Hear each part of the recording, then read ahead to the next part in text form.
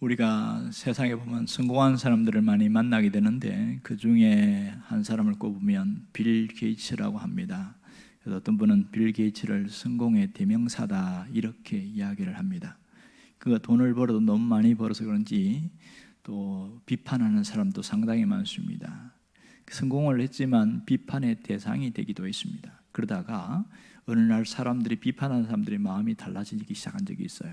그것은 자신이 재단을 세운 다음에 상당한 재산에 기부해서 그렇게 어려운 사람들, 또 아프리카나 힘겨운 사람들에게 사용할 수 있도록 그렇게 했기 때문에 오히려 존경의 대상으로 바뀌었던 그런 적이 있습니다.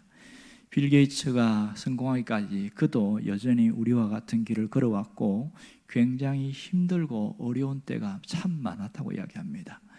그런 남달랐던 건 뭐냐면 힘들고 어려울 때에 생각하는 게 달랐고 고백하는 게 달랐고 또 움직임이 달랐습니다. 그는 이렇게 했다고 그래요. 낙심될 때마다 나는 노래를 부른다. 슬플 때 나는 크게 웃는다. 질책을 감당하지 못할 때 나는 과거에 이룬 성취를 생각한다. 내 자신이 대단하지 않다고 생각되면 나의 이상과 목표를 생각한다. 그러면서 그는 이겨냈다는 겁니다. 누구나 다 어려움은 있습니다.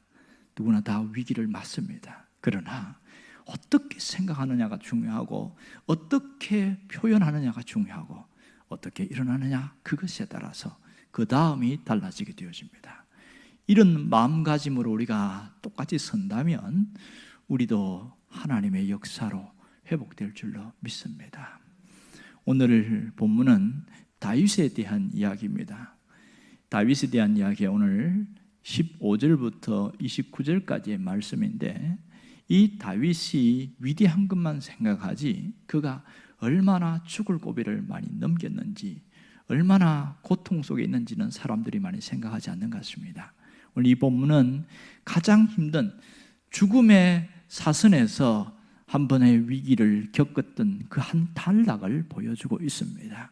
이 다윗은 하나님의 은혜로 기름 부음을 받고 왕으로 세워졌을 때에 모두가 부러워하는 자였지만 사실은 그가 부러움의 대상이 아니라 그 이후부터는 상당히 어려웠습니다. 생각해 보세요. 자기 2세의 집에 막내로 있는 이 다윗이 왕으로 기름 부음 받았어요. 그러면 그 집에서 어떻게 살았을까요? 가장 자존심이 상한 사람은 큰형 엘리압이었을 겁니다. 그러니 그 집에서 마치 요셉과 같은 미움의 대상이었을 것은 뻔합니다. 그리고 그가 한번 큰 공로를 세운 적이 있는데 우리가 잘 아는 대로 골리앗과의 싸움에서 극적으로 승리를 합니다. 그렇게 해서 승승장구해서 다시 돌아오는데 문제의 화근은 여인들의 노래소리였습니다. 사무엘상 18장 7절에 보면 여인들이 이렇게 노래를 합니다. 여인들이 뛰놀며 노래하여 이르되 사울이 죽인 자는 천천히요 다윗은 만만히로다 한지라. 이것 때문에 화가 난 사람이 누구냐면 사울이었어요. 내가 왕인데 나에게 만만을 돌리고 다윗에게 천천을 돌리는데 거꾸로 이렇게 하니까 화가 많이 난 거예요. 그러면 다윗에게 돌아갈 수 있는 것은 왕이밖에 없지 않겠느냐. 그때부터 시기심과 미움이 가득해서 다윗을 여러모로 죽이려고 애를 씁니다. 왕의 권력이 서슬푸른 권력 아래 꼼짝도 못하고 그때부터 도망자 신세가 되는데요. 약 10여 년 가까이, 거의 정확하게 이야기하면 9년 6개월 동안 피난 생활, 도망자 생활을 하는데 여러 번 죽을 고비를 넘게 되어집니다. 사울이 얼마나 집요한지 그가 10년 동안 다윗을 죽이려고 정말 애를 썼어요. 이러한 도망자 신세에 있으면서 오늘은 큰 위기를 당합니다. 사울이 추격을 하다가 실패해서 이제 이를 갈고 있었어요. 누구든지 다윗이 있는 곳을 알려주면 포상을 하겠다. 그런데도 별 성과가 없자 시간이 지나가게 되어졌어요. 그런 가운데 이 황무지, 광야가 여러 곳이 있는데 10광야, 마온 황무지라고 하는데 엔게디 이런 여러 곳이 있는데요. 광야에 있을 때에 거기에 있으면서 거기 있는 광야에 사는 사람들을 도와주기도 하고 또 보호해주기도 하고 이렇게 했습니다. 문제는 거기에 있는 몇몇 사람들이 사울에게 가서 밀고를 한 거예요. 다윗이 여기에 있습니다. 군사를 이끌고 오시면 반드시 잡을 수 있습니다. 얼마나 기분이 좋았을까. 드디어 다윗을 내가 잡을 수 있구나. 그래서 총공격을 해서 겹겹이 에워싸서 광야로 몰았습니다. 뒤늦게 이것을 안 다윗은 깜짝 놀랐지요. 자, 오늘 본문 잠깐 한번 읽어보고 갈까요? 그라운저 왕은 내려오시기를 원하시는 대로 내려오소서. 그를 왕의 손에 넘길 것이 우리의 의문이. 누가 한 말입니까? 광야에 있는 사람들은 얘기죠. 그때 다윗이 누군가가 또 착한 사람 이야기를 해서 급히 도망을 가요. 도망을 가고 가는데 어디로 가냐면 마온 황무지. 자, 광야 황무지 나오는데 사람이 살만한 곳이 안 되지요. 그러면 어쩔 수 없이 살기 위한 생존의 전략으로 가는 겁니다. 25절 함께 읽어봅시다. 사울과 그의 사람들이 찾으러 온 것을 어떤 사람이 다윗에게 아뢰매 이에 다윗이 바위로 내려가 마온 황무지에 있더니 사울이 듣고 마온 황무지로 다윗을 따라가서는 26절 사울이 산 이쪽으로 가매 다윗이 그의 사람들을 산 저쪽으로 가며 다윗이 사울을 두려워하여 급히 피하려 하였으니 이는 사울과 그의 사람들이 다윗과 그의 사람들을 애워싸고 잡으려 함이었더라. 자, 이 정도면 얼마나 많은 군대를 끌고 왔는지 알겠지요. 그리고 이 황무지 전체 겹겹이 애워싸고 포위망을 좁혀온다는 것을 알 수 있습니다. 이런 상황에서 꼼짝없이 얼마의 시간만 지나면 잡히는 것은 시간 문제였습니다. 얼마 안 남았어요. 이런 잡힘 가운데 있습니다. 그럼 여기서 우리가 한번 짚고 넘어가야 될 게 있는데 그것은 왜 사울이 이토록 집요하게 다윗을 잡으려고 했는가? 왜 다윗을 안 잡으면 자기의 정치 생명이 끝난 것처럼 그렇게 하는 것인가? 이런 것이고요. 또 하나는 광야에 있는 사람들은 왜 이 다윗을 배반하고 이렇게 사울에게 밀고를 했느냐 하는 겁니다. 세 번째는 다윗의 태도입니다. 다윗이 사울과 싸우지 않고 계속 도망만 가고 하여튼 도망만 가고 있습니다. 이것이 한두 번이 아니고 오늘 여기서도 마찬가지고 다른 부분에서도 전쟁을 할 법한데도 안 하고 있는 겁니다. 왜 그랬을까? 정리를 해보면 이런 거겠지요. 사울은 다윗을 죽이지 않으면 안 된다는 강한 의무감이 있었던 것 같아요. 처음에는 시기심과 질투로 시작했는데 나중에는 왕권을 위협하는 존재다. 그래서 두려움의 대상으로 생각해서 그를 반드시 죽여야 된다고 생각했습니다. 그래서 그랬던 거고요. 또 광야에 있는 이 사람들은 은혜를 모르는 사람들이었습니다. 사울에게 빌붙어서 뭔가 자신들의 이득을 취하려고 하는 그런 자들이었어요. 그래서 다윗을 배반하게 되어졌고요. 다윗은 그럼 왜 대항하지 않았는가? 물론 이 군대의 숫자의 열쇠는 있어요. 사울이 데리고 온 사람들은 대략 다른 데도 보면 한 3,000명 더 많기도 하고 그랬으니까 다윗의 군대는 한 400~500명밖에 안 되거든요. 많아봐야 600명이고. 그러니까 군대의 열쇠도 있지만 결정적으로는 이 사울은 하나님이 기름 부어 세운 종이기 때문에 내가 하지 않겠다. 그것이 더 컸어요. 그렇게 해서 도망만 다니니까 얼마나 위협적입니까? 문제는 이 상황 속에서 어떤 소식이 들리냐면 블레셋이 침공했다는 소리가 들려요. 이웃나라에 있는 블레셋의 침공에서 누군가 전령이 와서 이야기를 합니다. 그런데 다윗을 대하는 이렇게 잡으러 가다가 딱 멈추는 이 사울의 태도가 이상합니다. 조금만 더 포위망을 좁혀가면 결정적으로 어디든지 황무지 해봐야 뻔하니까 잡을 수 있는데 그래서 딱 멈추고 돌아가는 거예요. 왕궁으로 돌아가서 전열을 정비하러 가는. 왜 그랬을까? 사실 사울의 입장에서 보면 그래도 블레셋 침공해도 오는 시간이 있잖아요. 그러니까 그런 거 생각하면 그냥 다윗을 잡고 또 블레셋을 막고 충분히 가능한데 왜 다윗을 포기하고 갔을까? 그런 의문점을 갖게 되어집니다. 가만히 성경을 전체를 읽다 보면 왜 이런 일이 생겼을까? 이미 이것은 하나님이 만든 작품이라는 것을 알 수가 있습니다. 하나님이 만드신 일이에요. 뭘 만들었어요? 블레셋의 침공은 원래 계획하거나 준비한 전쟁이 아니었습니다. 충동적인 전쟁이었어요. 자신들도 모르게 그냥 대규모의 전쟁을 벌였는데, 그런데 더 놀라운 것은 그냥 소수의 한 개의 사단을 보낸 게 아니고 총공격을 한 거예요. 블레셋에 5개의 그 도시가 있는 거 아시지요? 이 도시에서 모여가지고 총공격하는데 갖고 있는 모든 장비, 그 다음에 전차 부대 이런 거, 그 다음에 기병 다 이렇게 공격하니까 화들짝 놀라게 된 것이지요.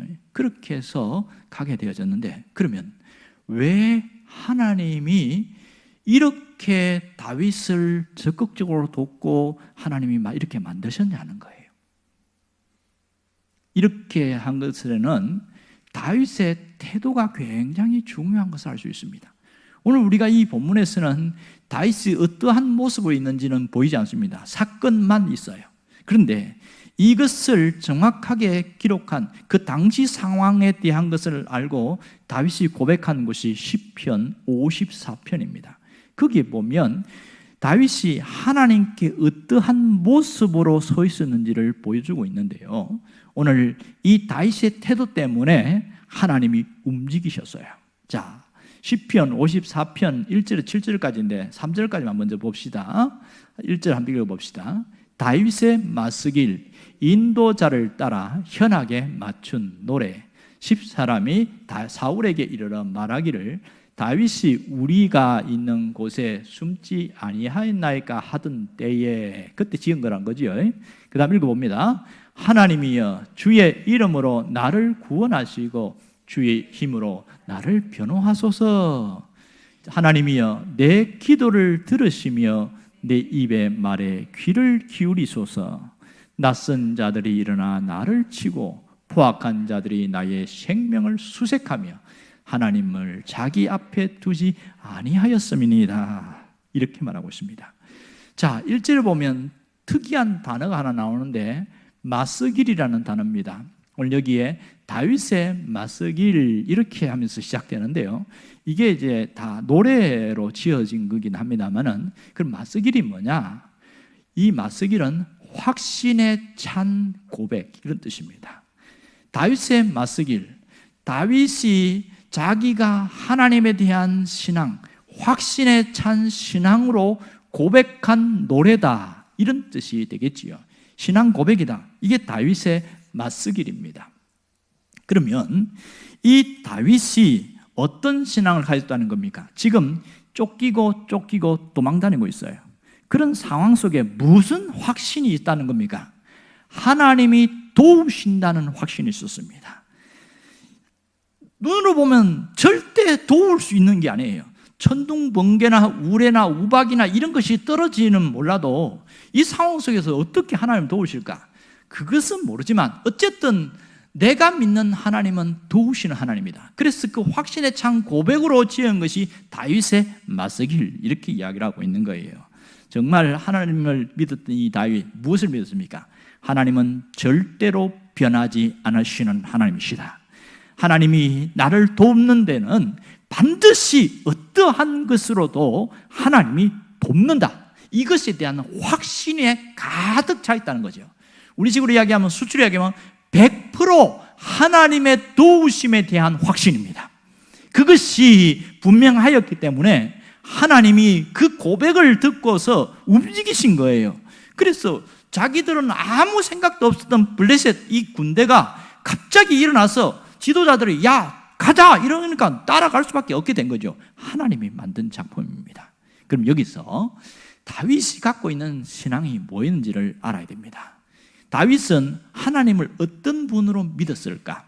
따라해 봅시다. 에제르 하나님. 에제르 하나님. 무슨 뜻이냐면 히브리어인데 도우시는 하나님이라는 뜻입니다. 여기에 4절에 보면 이렇게 나옵니다. 함께 읽어봅시다. 하나님은 나를 돕는 이시며 주께서는 내 생명을 붙들어 주시는 이시니이다. 하나님은 어떤 분으로 믿었어요? 나를 돕는 분이시며 이랬어요. 나를 돕는 분. 에제르, 이 뜻이에요. 그러니까 환난 가운데, 어려운 가운데 도우시는 하나님, 이것이 에제르 하나님이라는 뜻입니다. 나를 도우시는 하나님. 그것이 다윗이 갖고 있는 평소의 신앙이었어요. 늘 하나님 하면 내가 이렇게 위기 속에서도 이길 수 있는 것은 에제르 하나님에 대한 신앙 때문이었어요. 그것이 갖고 있다 보니까 지금 급박한 상황 속에 돌아가잖아요. 자, 보세요. 10 광야에 있었을 때 쳐들어온다는 소식 들었어요. 화들짝 놀래가지고 마온 황무지로 갑니다. 여기에 있으니까 또 무슨 소식이 들려요? 이쪽으로 갔다니까 또 오죠. 또 다른 데로 가는 거예요. 계속 도망가고 쫓고 쫓기고 이런 가운데 현실을 보면 과연 하나님 돕는 게 맞나 싶을 정도인데, 그런 가운데서 그는 바위로 피할 때에도 에제르 하나님을 믿었고요, 그 황무지에 먼지를 뒤집어쓰고 가면서도 에제르 하나님을 믿었습니다. 그러면서 죽음의 위기 속에서 끊임없이 믿은 것은 그런 환난 가운데 도우시는 에제르 하나님, 그 하나님에 대한 신앙 고백이 분명했다는 것을 오늘 여기서 알아야 됩니다. 그렇기 때문에 그는 자기의 모든 원수들, 모든 것에 대해서 하나님께 맡겼어요. 그에게 가장 속상한 게 무엇일까요? 믿었던 10광야 사람들이 배신하고 사울에게 가서 밀고 한 겁니다. 말도 안 되지요. 그들이 양을 치고 했을 거 아닙니까? 그러니까 다윗에게 군사가 있으니까 주변에서 보호해주고 이렇게 해줬으면 고맙잖아요. 참 배은망덕한 사람들인 것 같아요.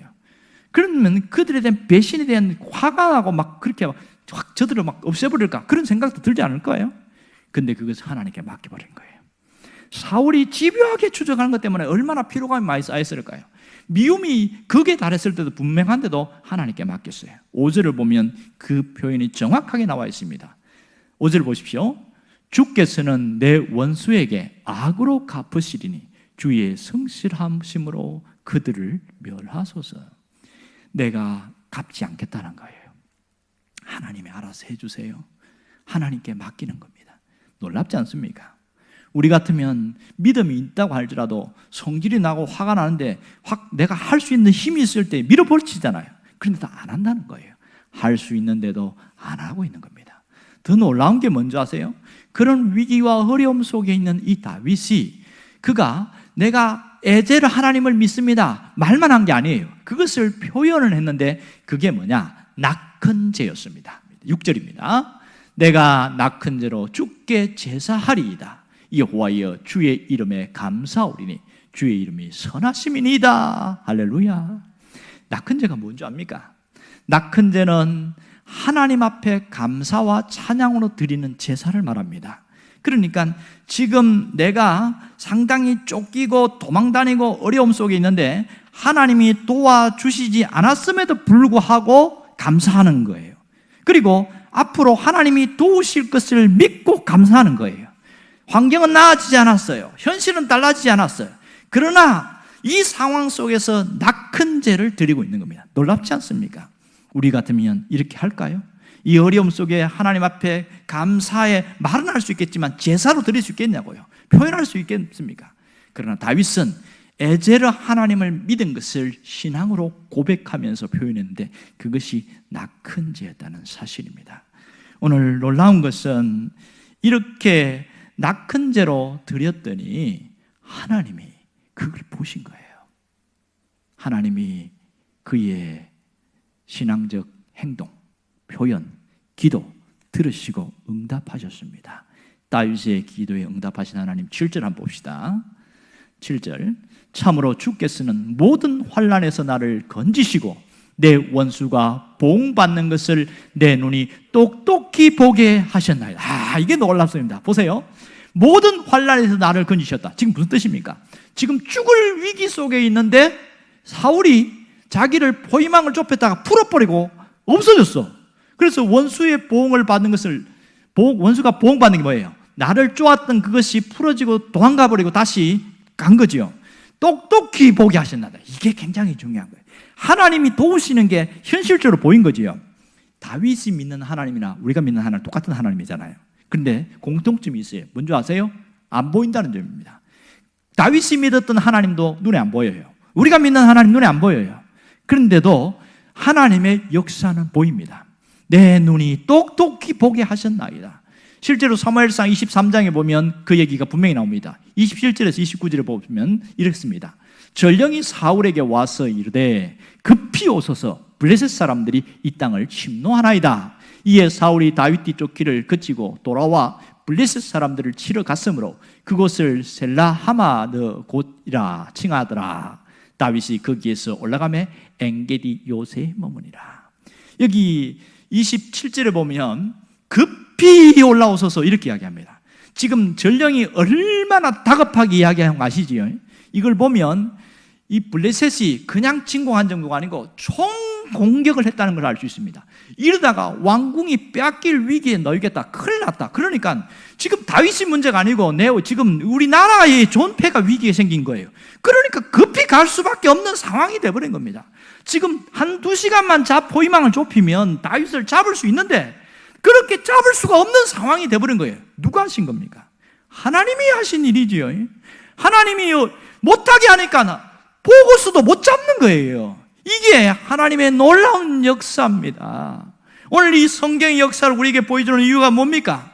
우리도 똑같은 위협과 위기 속에 직면하게 되어지는데 이럴 때에 어떻게 탈출하느냐는 거예요. 어떻게 이겨내느냐? 딱 한마디로 이 말씀을 하는 겁니다. 너도 다윗처럼 하면 된다. 우리가 위기를 이겨낼 수 있는 강력한 방법은 다윗처럼 하면 된다는 겁니다. 다윗처럼 생각하고 다윗처럼 말하고 다윗처럼 움직이면 모든 위기 상황에 누가 도우십니까? 하나님이 도우십니다. 하나님이 반드시 도우신다는 것을 잊지 않기를 원합니다. 오늘 우리가 정말 위기라는 말을 많이 듣고 살아왔고 지금 우리가 당면한 현실도 위기 가운데 있습니다. 정상적인 경제 활동이 어렵고 또 건강의 위협을 받고 있고 모든 삶과 사람과의 대면이 차단되어지는 이 어려움 속에 살아가다 보니까 다 비정상적이에요. 그러니까 너무너무 어려운 거예요. 하도 오랫동안 어렵다 보니까 그것이 당연한데 문제는 내가 힘이 빠지고 있다는 거예요. 점점점 내가 뭔가 의욕도 떨어지고 이러다가 어떻게 되지 않을까 자꾸 어두운 마음이 더 스물스물 밀려오니까 얼마나 어려운지 모릅니다. 사람이 위기를 당하는데 정리를 해보면 한 두 가지로 정리돼요. 하나는 사람 때문에 위기가 찾아옵니다. 멀쩡한 일에 날벼락 맞은 것처럼 사람이 배신하는 경우가 엄청난 위기입니다. 그것은 내가 살아가고 있는 정상적인 삶에 치명타를 주고 있습니다. 또 하나는 환경인데 이 환경의 위기는 갑자기 다가와요. 도둑처럼 다가오는 경우가 많습니다. 이 환경 속에는 물질 문제도 있고 건강의 문제도 포함되어 있습니다. 이런 위기가 올 때 사람들은 여러 가지 반응을 합니다. 신앙을 가진 사람도 위기를 당하고 신앙이 없는 사람도 위기를 당합니다. 어떤 반응이 있냐면 많은 사람들이 너무 큰 위기를 당하면 갑자기 생각이 딱 정지가 돼버려요. 그러고 나서 드는 느낌이 끝났다, 주저앉아 버립니다. 주저앉아 좌절해 버리는 것이 많은 사람들이 갖고 있는 모습입니다. 그걸 나무랄 수는 없지요. 누가 봐도 이렇게 기가 막힌 어려움 속에 있으면 나 같아도 저렇게 못 일어나겠다, 그게 맞는 말이거든요. 또 하나는 뭐냐면 거칠게 말을 내뱉기 시작합니다. 참 순한 줄 알았는데 말이 거칠고 아주 그냥 눈에 도끼가 서려 있고 원망과 비판하고 막 그냥 매사에 짜증이고 입에 사람 가까이 갈 수가 없는 거야. 사람이 확 달라져 버리는 거예요. 그러면서 혼자 있을 때는 완전히 그냥 밥도 안 먹고 잠도 안 자고 뭐 이상하게 막 이렇게, 이 정상적이지 않은 거예요. 그런가 하면 또 어떤 경우에는 완전히 넋을 놓고 포기해버리는, 완전히 다 손놔버리는 그런 경우가 있더라는 겁니다. 문제는 이렇게 되어지면 가장 가까이 있는 사람이 엄청난 고통을 받습니다. 가까이 있는 가족이 고통을 받고 주변에 있는 옆에 사람이 너무너무 큰 고통을 받아요. 그러면 굉장히 힘들어집니다. 어떤 분이 이런 상담을 해왔어요. 상담소에 와서 하는 말이, 처음에는 말을 안 하고 있다가 왜 무슨 일 때문에 오셨어요? 저희 엄마 때문에요. 그러는 거예요. 왜, 어머니가 왜요? 그러면서 자초쟁을 이야기하는데 아버지가 갑작스럽게 사고를 당해서 그만 병원에서 일어나지 못하고 돌아가신 거예요. 장례를 치른 다음에 그 충격의 여파를 견디지 못한 어머니가 완전히 넋을 놔버린 거예요. 그러더니 이상한 행동을 하는데 집에 있는 가재도구 하나씩 다 버리는 거예요. 뭐 이런 게 뭐 필요 있냐, 뭐 인생을 이제 다 살은 사람처럼 다 버리기 시작하는데, 어머니 제발 좀 그러지 말라고 하는데도 안 되는 거예요. 오빠가 있었는데 오빠도 그 충격을 받고서 직장 그만둬 버렸어요. 멀쩡한 직장 그만둔 이런 사람들이 있더라는 거예요. 뭐 하냐면 하루 종일 집에 앉아 방에 들어가고 컴퓨터 하고 있고 게임하고 있고, 그러니까 자기가 아무것도 없으니까 먹고 살아야 된대. 그래서 알바를 뛰는데 밤에 잠깐 나가서 알바를 뛰는, 그래 담배값도 하고 술도 먹고 뭐 그렇게 한 정도. 이게 사람이 폐인이 돼가는 거예요. 폐인이. 아무리 말을 하고 설득을 해도 안 되고 이러다가 완전히 망가지겠다. 그래서 답답해서 아무리 이야기 안 되니까 상담소를 찾아와서 어떻게 하면 되냐고 이렇게 찾아왔어요. 그래서 이런저런 얘기를 해주면서 지침을 주는데 참 마음이 안타깝습니다. 여러분, 이런 사람이 한둘일까요? 엄청난 어려움을 당하면 사람이 갑자기 무력해집니다. 확 주저앉아 버리고 무기력해지는 게 우리의 현실의 모습입니다. 이럴 때에 누군가 그 사람을 일으킬 수 있는, 그 사람에게 힘이 될 수 있는 누군가 한 사람만 옆에 있어도 이겨낼 수 있습니다. 우리 곁에 이런 사람들이 많으면 많을수록 위기를 빨리 벗어날 수 있게 되겠지요. 그러나 많은 경우에 보면 이런 어려움 속에 있을 때는 가까이 있던 사람들도 다 떠나가고 내 곁에 아무도 없는 경우가 많습니다. 나 혼자 버려진 느낌처럼, 홀로 버려진 그런 존재로 느껴질 때가 굉장히 많습니다. 여러분, 이럴 때 우리가 어떻게 이겨낼 수 있겠습니까? 신앙을 가진 사람도 위기를 당하고 신앙이 없는 사람도 위기를 당하는데, 신앙을 가진 사람에게 좀 다른 게 있지요. 눈에 보이지 않지만 살아계신 하나님 계신다는 사실입니다. 그러면 위기를 탈출할 수 있는 방법은 뭘까요? 오늘 하나님 우리에게 그 방법을 알려주셨습니다. 그것은 다윗처럼 하면 된다, 그겁니다. 다윗처럼만 하면 어떤 위기든지 이겨낼 수 있다는 겁니다. 다윗이 어떻겠습니까? 지금 죽을 위기를 겪는 이 한 단면을 보고 있는데 그 가운데 그는 하나님을 믿었어요. 하나님이 건지실 걸 믿었단 말입니다. 하나님이 도우실 걸 믿는데 그냥 나는 하나님 믿습니다 그런 정도가 아니고 100% 하나님이 나를 도울 것을 믿었다는 거예요. 이 점이 대단히 중요한 것이지요. 그러면 위기의 순간은 누군가 요만큼의 믿음만 있어도 하나님 찾아요. 하나님, 아이고 하나님 도와주세요. 이는 본능이거든요. 신앙을 조금 가진 사람들은 찾기만 한단 말이에요.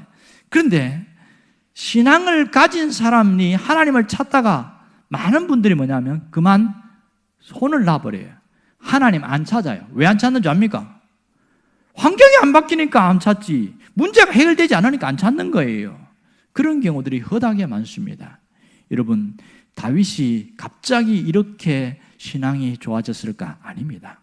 오늘 우리가 잘 알아야 되는 것은 다윗처럼 행동하고 다윗처럼 말하고 다윗처럼 움직이려고 하면 다윗이 어떻게 했는지 알아야 됩니다. 그는 평소에 믿음 관리를 잘했습니다. 평소에 자기의 신앙을 잘 관리했다는 사실입니다. 여러분, 사실은 내가 아무 문제가 없을 때에 평소의 신앙이 대단히 중요합니다. 내가 평소에 어떤 모습으로 신앙생활하느냐, 그것은 위기 때에 빛을 발하게 되어줍니다. 평소에 내가 믿음을 관리하고 훈련하고 이렇게 나온 사람들은 위기 때에도 더 하나님을 붙들고 더 하나님을 의지하고 나아갑니다. 여러분이 그런 사람 되기를 바랍니다. 여러분, 이런 어쩔 수 없이 직격탄으로 맞는 위기가 있어요. 이럴 경우에는 피할 수 없는 위기일 때는 어떻게 해야 될까? 두 가지가 있어야 되는데, 하나는 마음가짐입니다. 내가 어떤 마음을 가지고 그 현실을 대하느냐, 그것이 굉장히 중요합니다. 어떤 분이 위기를 당했었는데 그 어떻게 이겼는가? 자기는 그 한 가지 때문에 이겼다 이렇게 말하면서 고백한 것을 봤어요. 뭐라고 그러냐면, 위기란 싫어도 받아들여야 하는 친구와 같은 존재다 이렇게 한 겁니다. 참 희한하죠. 내가 너무너무 싫지만 그러나 내가 겪고 이겨나가야 되기 때문에 친구와 같다고 생각하고 이겨냈다는 겁니다. 그래서 그 순간 자기가 넘어졌으면 지금의 나의 모습은 없었을 것이다, 이런 얘기를 합니다. 여러분, 이 위기는 겨울에 강한 추위와 같아요. 그런데 겨울에 앙상한 나무가 꼴보기 싫다고 위기를 밀어내고 거기서 주저앉아 버리면 봄에 오는 파릇파릇 돋아나는 나무의 무성함과 아름다움은 기대할 수가 없게 된다는 사실입니다. 오늘 우리가 이 마음가짐과 함께 뭘 해야 되는지 아세요? 그것은 내가 어떤 하나님을 믿느냐는 겁니다. 에제르 하나님을 믿을 수 있기를 바랍니다. 환난 가운데 도우시는 에제르 하나님을 믿을 수 있기를 원합니다. 에제르 하나님을 믿으면, 그 하나님을 신뢰하면 하나님을 붙든 손을 놓지 않아야 됩니다. 내가 아무리 어려움 속에서도 에제르 하나님이 나를 도우신다, 그 확신만 있으면 능히 이겨낼 수가 있습니다. 그것이 무너지니까 내 마음도 동시에 무너지게 되는 것이죠. 에제르 하나님이 지금도 나와 함께 하시고 지금도 나를 돕고 계신다, 내가 눈에 보이지 않지만 반드시 역사하신다, 그런 분명한 확신 가운데 있기를 주의 이름으로 축원합니다. 결국은 이 위기 때에 하나님이 뭘 보시는지 아세요? 하나님은 위기를 보는 것이 아니라 위기를 당한 신앙인을 보신다는 겁니다. 위기 가운데 있는 믿음의 사람을 보는 거예요. 뭘 볼까요? 어떻게 하는가, 그걸 보는 거죠. 어떻게 하는가. 여러분은 다윗처럼 할 수 있기를 바랍니다. 위기 가운데 있을 때에 그렇게 다윗처럼 하는 사람은 다윗처럼 문제가 해결되어집니다. 그러면 이 에제르 하나님을 믿는 그 다윗이 어떻게 했어요? 위기 속에서 그 자리에서 무릎을 꿇었습니다. 우리가 다윗처럼 행동하려고 그러면 내가 있는 위기의 현장에서 무릎을 꿇는 거예요. 하나님을 찾는 거예요. 하나님 도와달라고 하나님 붙들고 나아가는 거예요. 하나님의 손을 붙들고 나가는 그 사람은 내가 있는 그 현장에서 끊임없이 하나님을 붙들고 가고 손으로 잡는다는 게 특징입니다. 여러분이 그 사람 되기를 원합니다. 오늘 우리가 어떻게 해야 될까요? 지금 뭘 하면 될까요? 저는 분명하게 다윗처럼 하기를 원하시는 분은 이걸 제안합니다. 나의 맞서길이 있어야 돼요. 맞서길이 뭐라고 그랬지요? 맞서길은 확신에 가득 찬 신앙 고백이다, 이렇게 말했습니다. 맞서길이 우리에게 있어야 됩니다. 내가 하나님에 대해서 확신에 가득 찬 신앙 고백이 있어야 돼요. 나는 하나님을 믿습니다. 도우시는 하나님을 믿습니다. 현실은 해결이 안 되고 문제는 쌓여 있어도 도우시는 하나님을 믿습니다. 그렇게 고백하며 나가는 것이 맞서길이거든요. 나의 맞서길이 있어야 된다, 이걸 잊지 않기를 원합니다. 그러면 이런 나의 맞서기를 갖고 있는 사람의 신앙적 표현이 뭐예요? 낙헌제입니다. 낙헌제가 뭐라고 그랬어요? 하나님께 감사하는 제사라고 그랬습니다. 그 제사는 문제가 해결됐기 때문에 드리는 제사가 아니고 문제가 해결되지 않았지만 그냥 감사하는 제사입니다. 하나님께서 역사하실 것을 믿는 그런 마음으로 드리는 제사가 낙헌제입니다. 우리의 삶 가운데 낙헌제는 감사로 표현될 수 있겠지요. 감사가 대단히 중요합니다. 이걸 모르는 사람 어디 있겠어요? 실천을 안 하니까 문제지. 그래서 어떤 감사를 해야 되냐, 이런 감사를 하면 조금 좋겠습니다. 그러니까 감사하자. 무슨 말입니까? 하나님이 여기까지 나를 인도하셨으니까 감사하자는 거예요. 그러니까 감사. 한번 해봅시다. 그러니까 감사. 또 하나는 그럼에도 감사. 이게 중요합니다. 지금 역경 가운데 있어요. 너무 힘들어요. 그럼에도 감사하는 겁니다. 이게 대단히 중요한 것이지요. 또 하나는 그럴수록 감사할 수 있어야 됩니다. 뭐라고요? 그럴수록. 뭐가? 지금 내가 마음이 답답하고 앞길이 보이지 않고 너무너무 힘이 들어요. 이걸 누구한테 이야기하면 좀 창피하고 자존심도 상하고 내가 꾹꾹 누르고 있자니 속은 터질 것 같아. 그럴 때 뭘 해야 돼요? 그럴수록 감사하는 거지요. 이게 낙헌제예요. 그럴수록 감사하는 겁니다. 마지막은 그것까지 감사하는 겁니다. 그것까지 감사하는 거예요. 감사할 수 없는 현실, 환경까지 감사할 수 있기를 원합니다. 다시 한번 정리해 봅시다. 네 가지 한번 해봅시다. 그러니까 감사, 그럼에도 감사, 그럴수록 감사, 그것까지 감사. 여러분, 이것이 우리가 드릴 낚은 죄입니다. 하나님은 지금도 살아계십니다. 다윗의 하나님은 나의 하나님이십니다. 다윗에게 찾아오신 하나님은 나에게도 찾아오십니다. 다윗에게 문제를 풀어가시고 그를 살리신 하나님은 우리에게 오셔서 문제를 풀어가시고 살리시는 분이십니다. 그렇다면 내가 다윗처럼만 하려고 하면 됩니다. 다윗처럼 하려고 흉내만 해도 주님이 역사하신다는 사실을 잊지 않기를 원합니다. 오늘 여러분들이 문제를 해결하고 이 문제를 탈출하고 위기를 극복하는 그런 승리하는 신앙이 되기를 주의 이름으로 축원합니다. 함께 기도하겠습니다.